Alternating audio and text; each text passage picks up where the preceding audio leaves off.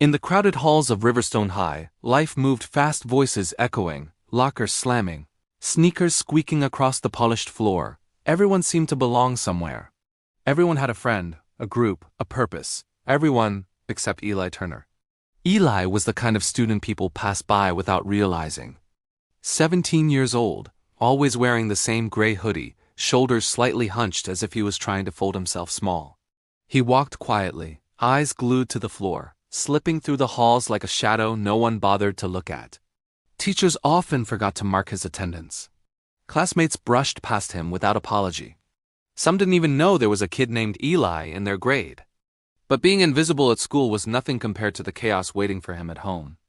Eli lived in a cramped apartment above a loud, always busy street in Brooklyn. The walls were thin, the neighbors argued constantly, and the ceiling leaked whenever it rained. His mother worked double shifts at a diner, often coming home with swollen feet and tired eyes. Money was always tight, so tight that Eli had started working late nights at a corner store, stocking shelves until almost midnight. Most mornings he barely slept 3 hours before dragging himself through another day of school. Exhaustion clung to him like a second skin. No wonder nobody noticed him, he barely had the energy to be present. Where in the world are you watching from? Drop your country in the comments. And before we continue this gripping tale, don't forget to subscribe our channel, where real courage and hidden heroes come alive every day. But beneath all the silence and tiredness, Eli held something precious, something powerful, something nobody at Riverstone High could have imagined. His late grandmother had seen it first.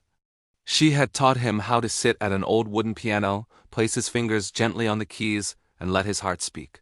Music, she used to say, tapping his chest lightly, is the voice you don't need words for.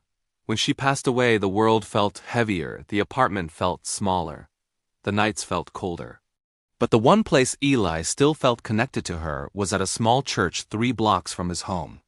The church was old, and its piano even older, dusty, slightly out of tune and missing 2 keys. But to Eli, it was enough. It was everything. Every night after work, when the streets went quiet, he would slip into the empty church. The pastor had long given up trying to stop him. He knew the boy wasn't causing trouble.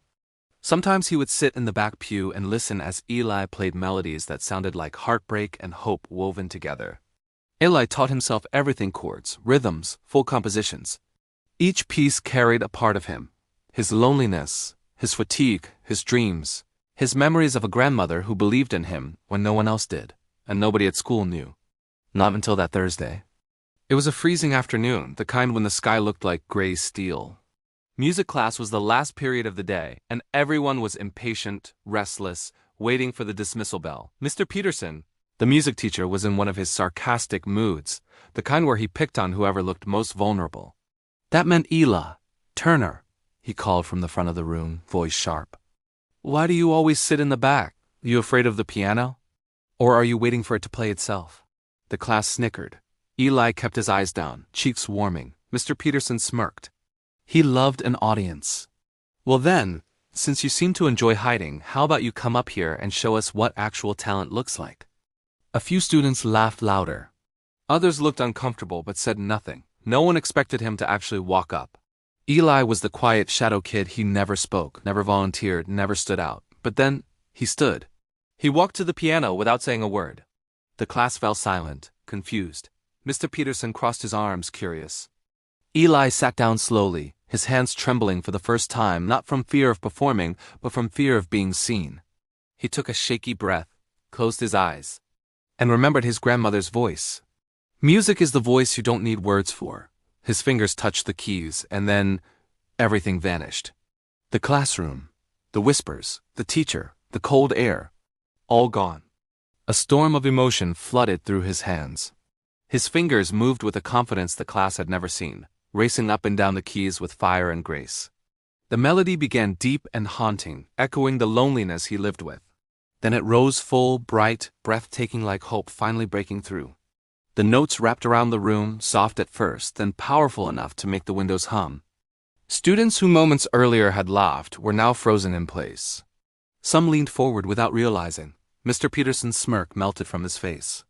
Eli played, as though the piano wasn't an instrument, but an extension of his soul. Every chord told a story of long nights stocking shelves, Of grief, of dreams he never spoke aloud, of a boy trying desperately to exist in a world that refused to see him. Minutes passed. No one moved. No one breathed. When the final note lingered in the air, trembling with emotion, Eli kept his eyes closed for one more heartbeat. Then lifted his hands from the keys. Silence. Pure, stunned silence. Then a single clap, then another, and another, until the entire room stood up. A standing ovation for the boy they had never truly looked at. A round of applause so loud it shook Eli's chest. Some students had tears in their eyes. Others looked guilty for never noticing him. Mr. Peterson swallowed hard, unable to speak. Eli sat frozen, staring at the applause that felt unreal, almost like a dream he wasn't ready to wake from. For the first time in 17 years, every eye in the room was on him.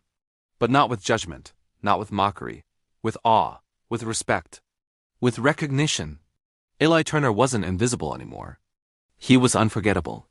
And from that day on, whenever he walked through the crowded halls of Riverstone High, people didn't push past him or look through him. They nodded. They smiled. They whispered his name with admiration, because the boy they never saw had finally been seen.